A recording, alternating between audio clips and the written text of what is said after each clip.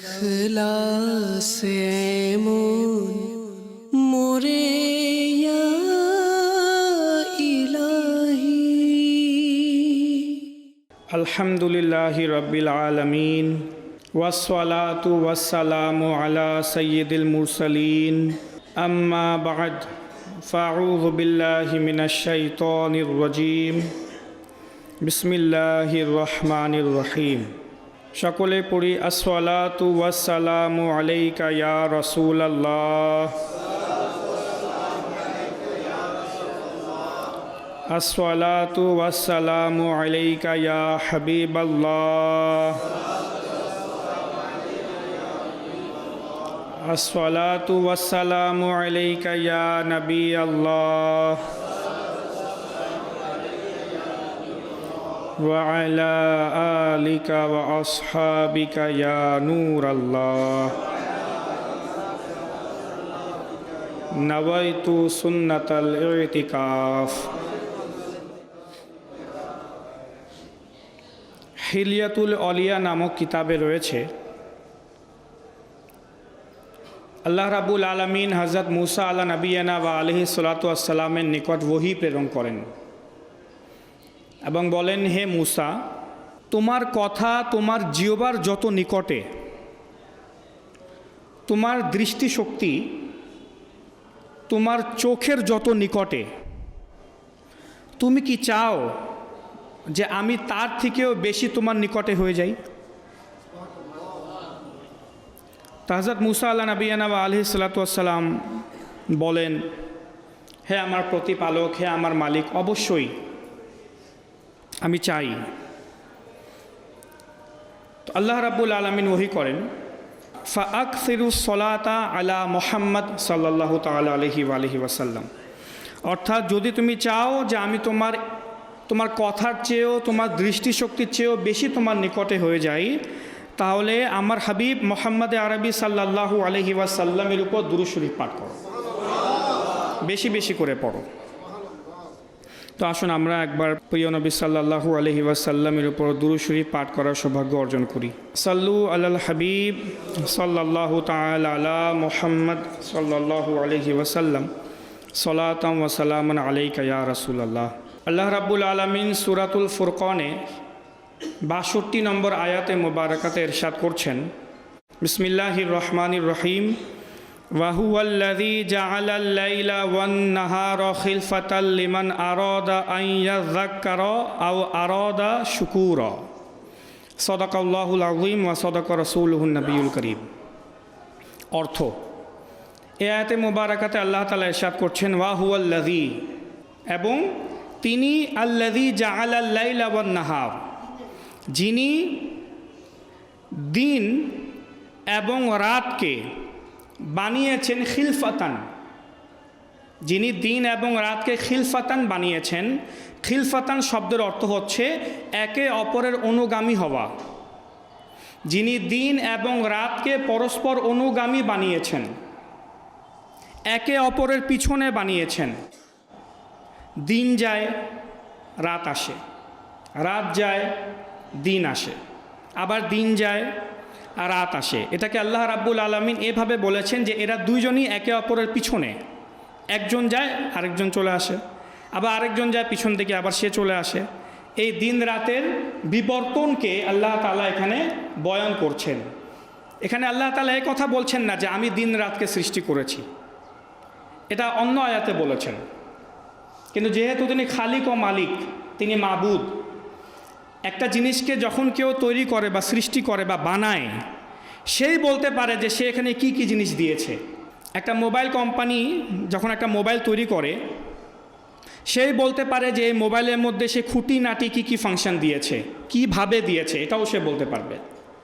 কেউ যতই বলুক যে এই মোবাইলের ব্যাপারে আমার অনেক অভিজ্ঞতা আছে, সে বানায় না এই মোবাইল, সে মোবাইলের ব্যাপারে অনেক স্টাডি করেছে, অভিজ্ঞতা আছে, সে যত ইচ্ছা বলুক না কেন, এই মোবাইলে এত জিবি, এত র্যাম, এ ফাংশন, ওই ফাংশন, যত কিছু বলুক, কিন্তু কোম্পানি ভালোভাবে বলতে পারবে এই মোবাইলে আমি কি কি দিয়েছি, কি ফাংশন আছে, কি দিই নাই, কি দিয়েছি, কিভাবে দিয়েছি, সে বলতে পারবে। অনেক সময় এমন হয় একটা মোবাইল আমরা বছরের পর বছর ব্যবহার করি, কিন্তু আমরা নিজেও জানি না কত রকমের ফাংশন মোবাইলে থাকে। কেউ যখন দেখায়, দেখো এই মোবাইল, তোমার মোবাইলে তো এরকমও করা যায়। আচ্ছা, আমি তো জানি না মোবাইলে এরকমও করা যায়, আমার মোবাইলে এরকম ফাংশনও আছে, হয় না এরকম? তো আল্লাহ রাব্বুল আলামিন যেহেতু মাবুদ, তিনি শুধু এতটুকু বলে ঠিক চুপ থাকেন নাই যে আমি দিন আর রাতকে সৃষ্টি করেছি। আমরা যেন চিন্তা ভাবনা করি, এজন্য আল্লাহ তাআলা বলেছেন যে শুধু তোমরা দিন রাতকে দেখিও না, এ দিন রাত যে নিজের পরিস্থিতি পরিবর্তন করে এটাকেও দেখো, যে দিনের পর রাত আসে, রাতের পর দিন আসে, কিভাবে এরা নিজেদের পরিবর্তন হয়। একই নিয়মে পরিবর্তন হচ্ছেই, এমন না যে রাত রাতই হয়ে থেকে গেল আর দিন আসলোই না, এরকম কখনো হয়েছে? দিন দিনই হয়ে থেকে গেল, রাত আর কখনো হয় নাই, না, পরিবর্তন হচ্ছে। কেন আল্লাহ রাব্বুল আলামিন এভাবে কেন সৃষ্টি করলেন এটা বলছেন। ওয়া হুয়াল্লাযী জাআলা লাইল, লাইল মানে রাত, ওয়ান নাহার এবং নাহার অর্থ দিন, খিলফাতান, এই রাত এবং দিনকে আমি অনুগামী হিসাবে, একে অপরের বিবর্তন ক্রম হিসাবে সৃষ্টি করেছি। কেন? কার জন্য? লিমান আরাদা আইয়াযাক্কার আও আরাদা শুকুর, এই কারণে, এর রিজন হচ্ছে যাতে করে তোমরা নসিহত গ্রহণ করো, যারা উপদেশ গ্রহণ করতে চায় এর থেকে তারা যেন উপদেশ গ্রহণ করে। আও আরাদা শুকুর, আর যারা চায় তারা যেন কৃতজ্ঞতা জ্ঞাপন করে। এই দিন রাতের বিবর্তন, দিনের পর রাত আসা, রাতের পর দিন আসা, এই কারণেই আমি সৃষ্টি করেছি, যাতে করে তোমরা উপদেশ গ্রহণ করো। আসলে এখানে আমাদের জন্য একটা উপদেশ রয়েছে, আমাদের জন্য একটা শিক্ষা রয়েছে আল্লাহ তাআলার পক্ষ থেকে। কিভাবে? এই যে দিনের পর রাত, রাতের পর দিন, এই চক্র যখন 7 বার হয় তখন এটাকে আমরা সপ্তাহ বলি, আর এটাকে যখন 30 দিন হয় তখন আমরা এটাকে 1 মাস বলি।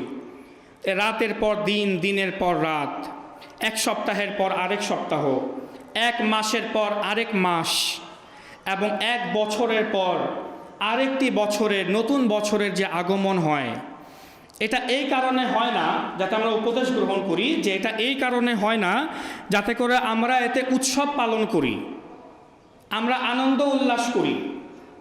এ সময়ের বিবর্তন এটা এই কারণে নয় যাতে করে আমরা এতে গুনাহে লিপ্ত হয়ে পড়ি, আমরা উদাসীনতার চাদর পরে শুয়ে থাকি, বরং এটা এই কারণে যাতে করে আমরা আমাদের অলসতার উপর, বিগত সময়ের যে আমাদের থেকে অলসতা হয়েছে, এই অলসতার উপর যেন আমরা অনুতপ্ত হই, আমাদের দুর্বলতাকে বুঝতে পারি, নিজের দোষ ও ত্রুটি এবং ভুল ভ্রান্তিকে সংশোধন করি এবং সংশোধন করার চেষ্টা করি।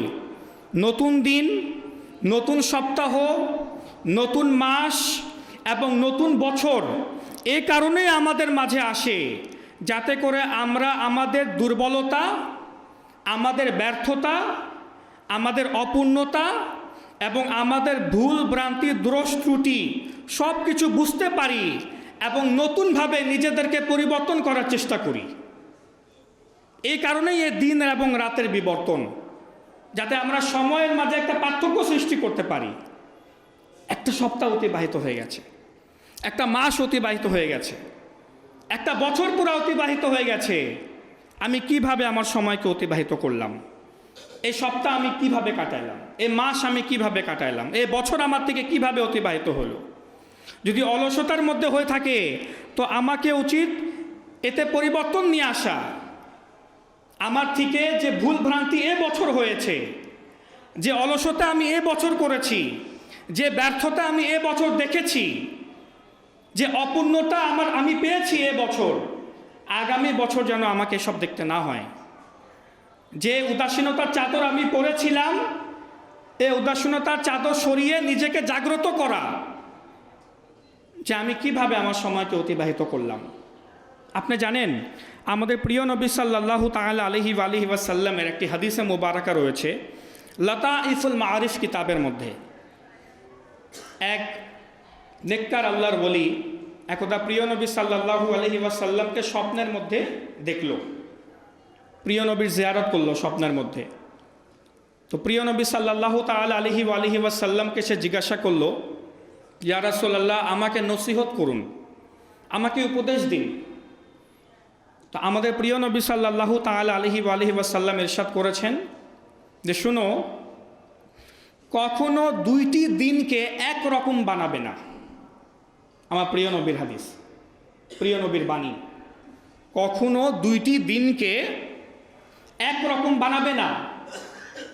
অর্থাৎ তোমার গতকাল এবং আজকের দিন যেন একরকম না হয়, অথবা তোমার আজকের দিন এবং কালকের দিন, আগামী দিন যেন একরকম না হয়। যদি গতকালকে তুমি শুধু 5টি নেকি করেছিলে, চেষ্টা করবে যেন তার পর দিন অর্থাৎ আজকে যেন তোমার 10টি নেকি হয়। গতকাল যদি তোমার থেকে 5টি গুনাহ হয়েছিল, তো তোমার আজকে যেন গুনাই না হয়, আল্লাহর কাছ থেকে যেন তওবা করে নাও। এই পরিবর্তন তোমাকে রাখতে হবে। গতকালকে যদি তোমার অলসতার মধ্যে অতিবাহিত হয়েছিল, আজ যেন তোমার অলসতার মধ্যে অতিবাহিত না হয়। বা আজকে যদি তোমার সারাদিন অলসতার মধ্যে, ব্যর্থতার মধ্যে, অপূর্ণতার মধ্যে অতিবাহিত হয়ে যায়, তোমার আগামী দিন যেন এইভাবে অতিবাহিত না হয়। নিজের মধ্যে পরিবর্তন নিয়ে আসতে হবে। ইবাদতের ক্ষেত্রে হোক, দুনিয়ার ক্ষেত্রে হোক, সব ক্ষেত্রে নিজের মধ্যে পরিবর্তন নিয়ে আসতে হবে, কিন্তু ভালো পরিবর্তন।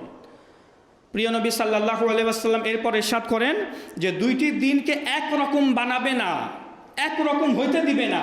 আমাদের অবস্থা কি? কালকে অলসতার মধ্যে কাটিয়ে দিলাম, আজকে অলসতার মধ্যে কাটিয়ে দিচ্ছি।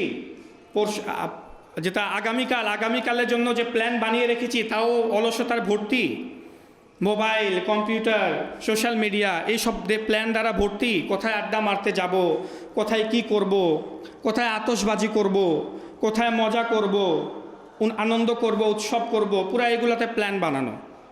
অথচ সময় অতিবাহিত হয়ে যাচ্ছে, আমার একটা সপ্তাহ অতিবাহিত হয়ে যাচ্ছে, মাস অতিবাহিত হয়ে যাচ্ছে, বছর আমার অতিবাহিত হয়ে যাচ্ছে, কিন্তু আমার মধ্যে কোনো পরিবর্তন নেই।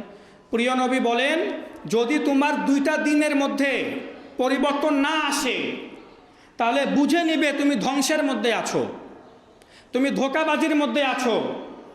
সময়কে নিয়ে তুমি খেলা করছো, সময়কে নিয়ে সময় তোমাকে ধোঁকা দিচ্ছে। যদি তুমি নিজের মধ্যে পরিবর্তন না নিয়ে আসতে পারো, জাস্ট 2টা দিনের কথা প্রিয় নবী বলছেন যে 2টা দিনের মধ্যে পরিবর্তন আসতে দিবে না নিজের জীবনের। আজকাল এইভাবে পরিবর্তন আসতে দেবে না। প্রত্যেক দিন যেন তোমার মধ্যে ভালো একটা পরিবর্তন আসতে থাকে। আর এখানে তো বছরের পর বছর আমার অতিবাহিত হয়ে যাচ্ছে, আমাদের মধ্যে কোনো পরিবর্তন আসে না। তো আমাদেরকে উচিত নিজেদের মাঝে পরিবর্তন ঘটানো। আল্লাহ রাব্বুল আলামিন দিনের পর রাত, রাতের পর দিন, এই যে সময়ের বিবর্তন রেখেছেন, এটা এই কারণে না যাতে করে আমরা এটাকে সপ্তাহ, মাস, বছর, নিউ ইয়ারের নাম দিয়ে, 31 ডিসেম্বরের নাম দিয়ে আমরা এটাকে নিয়ে আনন্দ উৎসব পালন করি, আমরা মজা করি, আমরা গুনাহে ভরা কাজ করি। এর জন্য আল্লাহ তাআলা দেন নাই, বরং আমাদেরকে আল্লাহ তাআলা দিয়েছেন যাতে করে আমরা শিক্ষা গ্রহণ করি, উপদেশ গ্রহণ করি, নিজের মধ্যে পরিবর্তন ঘটাই।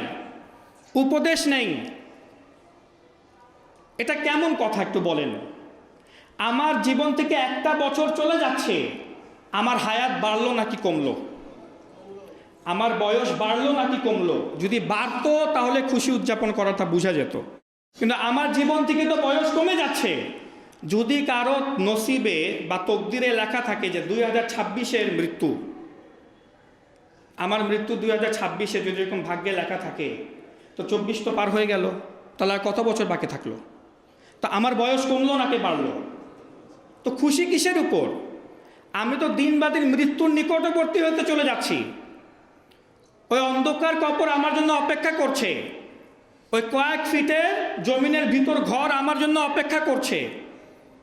একটা সময় হবে, দিনও আসবে, রাতও আসবে, আবার রাত আসবে, আবার দিন আসবে, আবার সপ্তাহ আসবে, আবার নতুন মাসের আগমন হবে, আবার নতুন বছর, নিউ ইয়ার নামের আগমন হবে।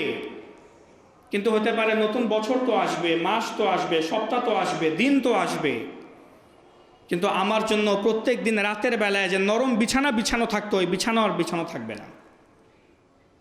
তখন আমার জন্য কবরের প্রস্তুতি নেওয়া হবে। তো আমাদেরকে উচিত নতুন বছরের আগমনে নিজেদের মাঝে পরিবর্তন ঘটানো। আমরা কিভাবে পরিবর্তন ঘটাতে পারি? যেমন 2024-এ আমার থেকে কত ওয়াক্ত নামাজ কাজা হয়েছে, আমি কি নামাজ পড়ি নাই, এগুলার হিসাব লাগিয়ে এখন থেকে নামাজ পড়া শুরু করে দেওয়া, ওগুলার কাজা শুরু করে দেওয়া। রমজানুল মুবারকের কতদিন আমি রোজা রাখি নাই, এগুলার হিসাব লাগিয়ে রমজান মাসের রোজা কাজা করা শুরু করে দেওয়া, যেহেতু আর মাত্র 2-3 মাস বাকি রমজানে। অনুরূপভাবে কোরআনে পাকের তেলাওয়াত আমি এবছর করতে পারি নাই, বরং কোরআনে পাক ধরেই নাই।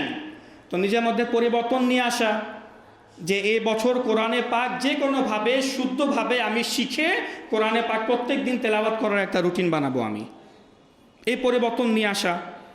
অলসতার কারণে দুরূদ শরীফ পড়তে পারি নাই, তো এখন থেকেই এই নিয়ম বানিয়ে নেওয়া যে নতুন বছরে আমার এমন কোনো দিন যাবে না যে আমি 100 বার দুরূদ শরীফ পড়ি নাই, 500 বার দুরূদ শরীফ পড়ি নাই। একটা নিয়ম, একটা সময় নির্ধারণ করে নেওয়া।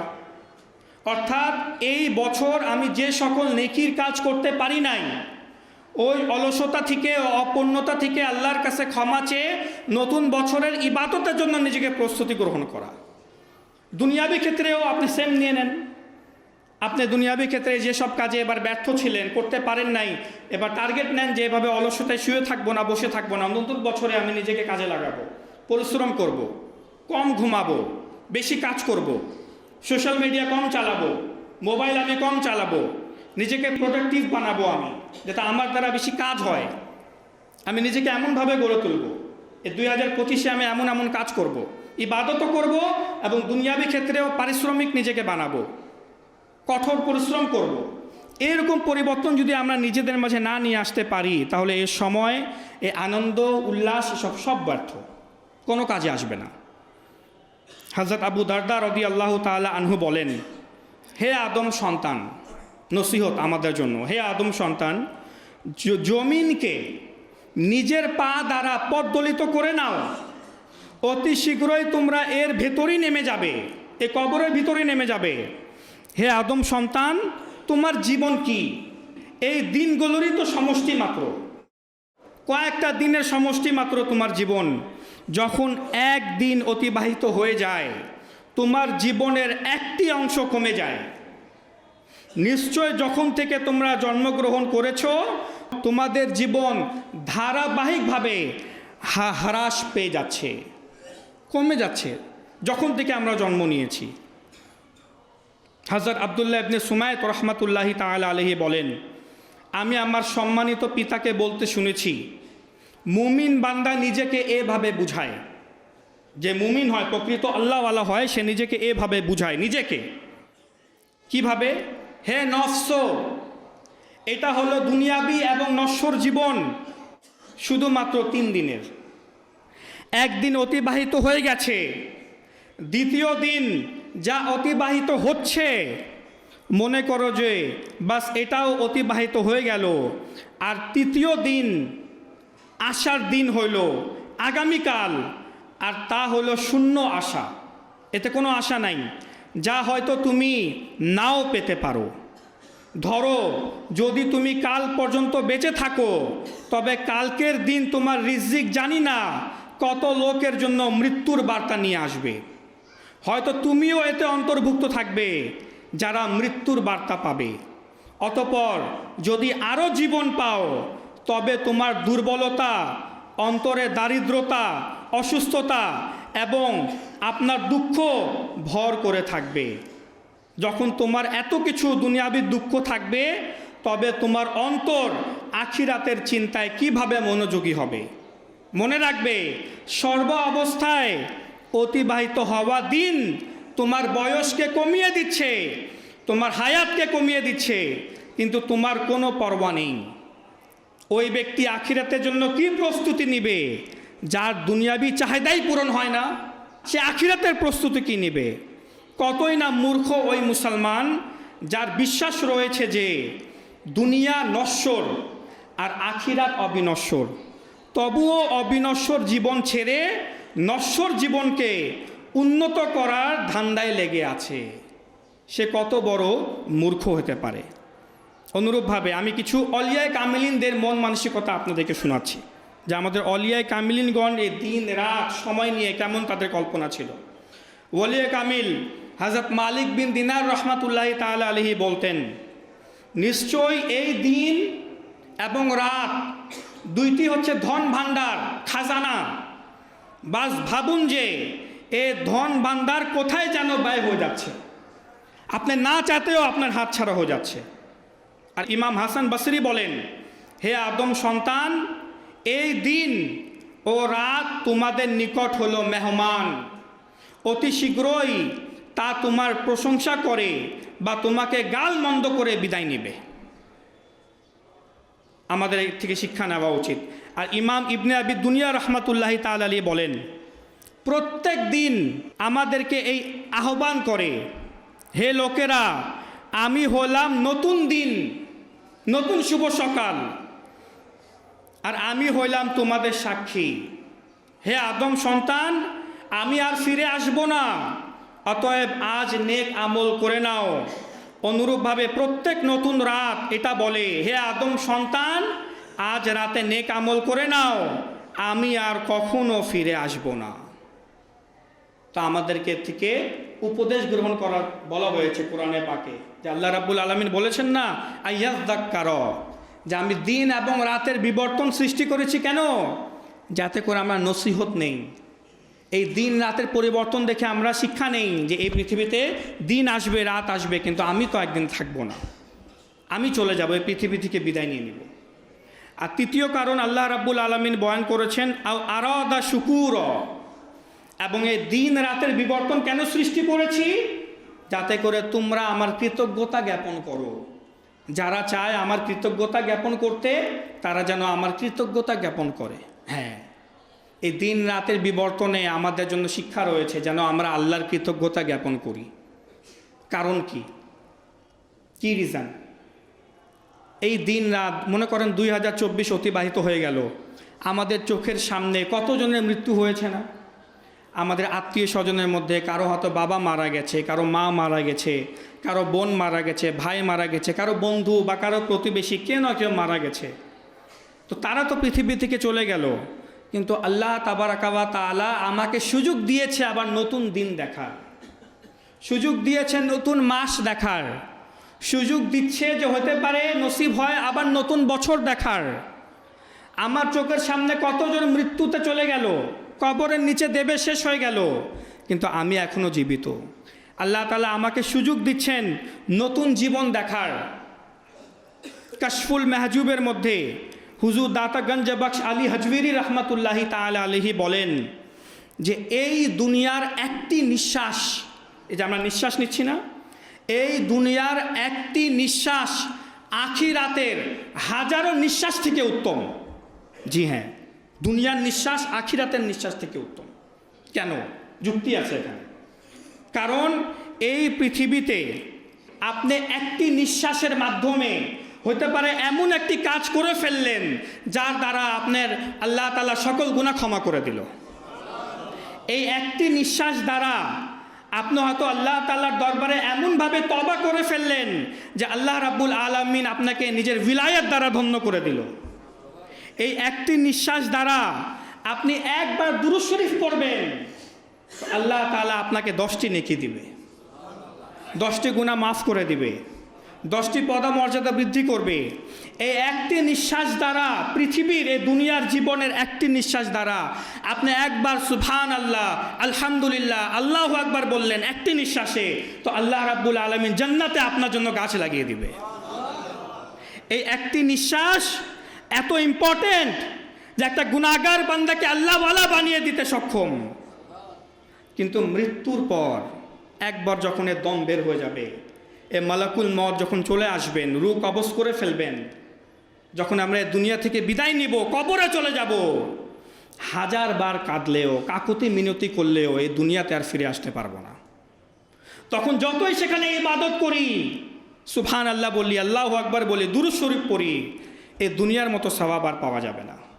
তখন আমলের নেকির দরজা বন্ধ হয়ে যাবে। একবার যখন আমাদের মৃত্যু চলে আসবে, তখন ওই একটা নিঃশ্বাসের জন্য আমরা কাতর হয়ে থাকব যে পৃথিবীর একটা নিঃশ্বাস আবার পেয়ে যাই, যাতে ইবাদত করতে পারি, তওবা করতে পারি। মৃত্যুর পর তওবার দরজা বন্ধ, মৃত্যুর পর নেকির দরজা বন্ধ, সব কিছুর দরজা বন্ধ আমাদের জন্য। তো এই জীবন পেয়েছি, আল্লাহর কৃতজ্ঞতা জ্ঞাপন করা উচিত। কৃতজ্ঞতা জ্ঞাপন করার একটা তরিকা হচ্ছে আল্লাহর বেশি বেশি ইবাদত করা, আল্লাহর কাছে ক্ষমা চেয়ে নেওয়া, ক্ষমা চেয়ে আল্লাহর ইবাদতে লেগে যাওয়া। আল্লাহর নেয়ামতকে বুঝতে পারাও একটি শুকরিয়া জ্ঞাপন করার অন্তর্ভুক্ত, যেটা আল্লাহর একটা নেয়ামত। আমি আজকের দিনটা পেয়েছি, এটা আল্লাহর পক্ষ থেকে অনেক বড় নেয়ামত, আমি এই দিনকে কাজে লাগাবো। এটাও একটা কৃতজ্ঞতা জ্ঞাপন করার আসল পদ্ধতি, এটা যে আল্লাহর নিয়ামতকে অনুধাবন করতে পারা। এই নতুন বছর 2024 অতিবাহিত হয়ে গেল, জানি না আগামী বছর আমাদের এই মধ্যে থেকেই কতজন এই পৃথিবীতে আর থাকবে না। ভাগ্যে নসিবে লেখা আছে কার কখন মৃত্যু হবে। তাই খুব কষ্ট লাগে যে নতুন বছরের আগমনে আমাদেরকে শিক্ষা গ্রহণ করা উচিত, আল্লাহর কৃতজ্ঞতা জ্ঞাপন করা উচিত, নতুন নতুন নিয়ত করা উচিত, পদক্ষেপ নেওয়া উচিত যে আমি আমার নতুন বছরকে কিভাবে আমি অতিবাহিত করব, ভালো কাজে লাগাবো, ভালো কাজ করব, এমন কাজ করব যে আমার জন্য যা ভালো হয়, আমার জাতির জন্য ভালো হয়, আমার দেশের জন্য ভালো হয়।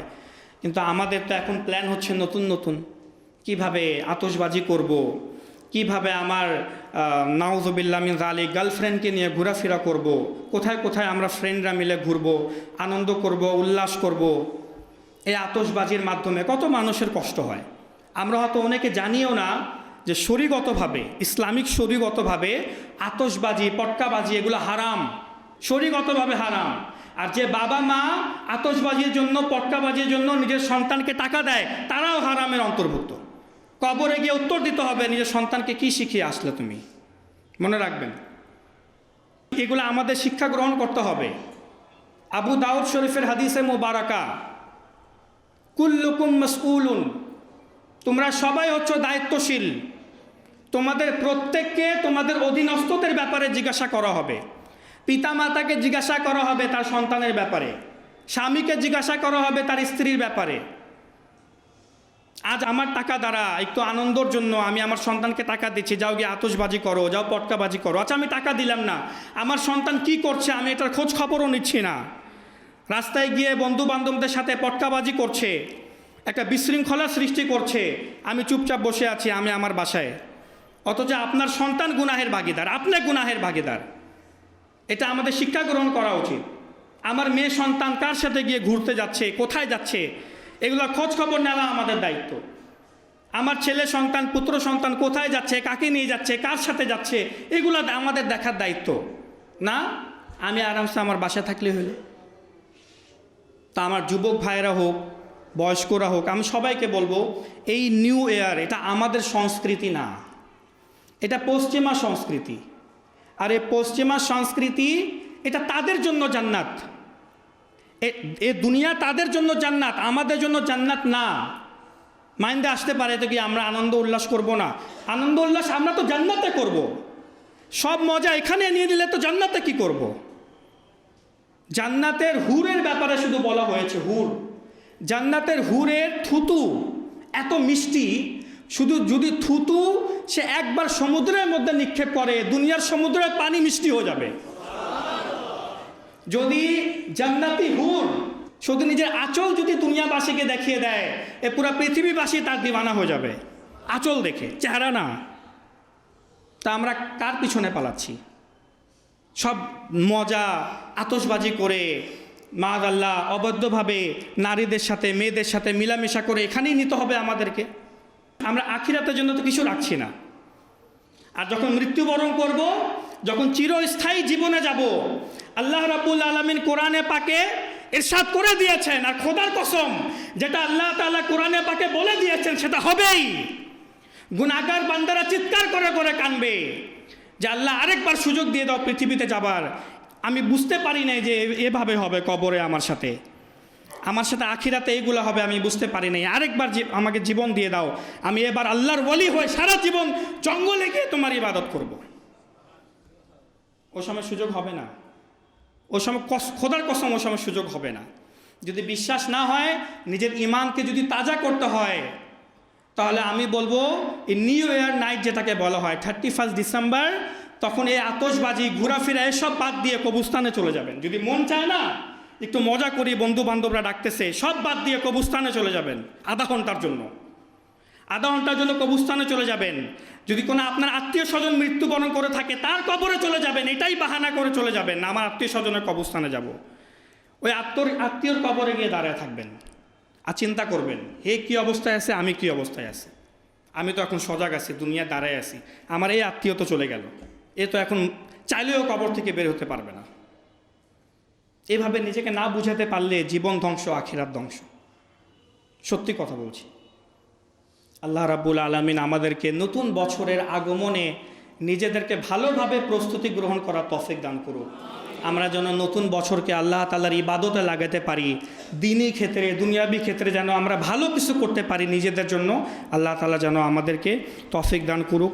আমিন বিজাহিন নবিয়িল আমিন সাল্লাল্লাহু তাআলা আলাইহি ওয়া আলিহি ওয়াসাল্লাম। সাল্লু আলাল হাবিব সাল্লাল্লাহু তাআলা আলা মুহাম্মদ সাল্লাল্লাহু আলাইহি ওয়াসাল্লাম। দাও ইখলাসে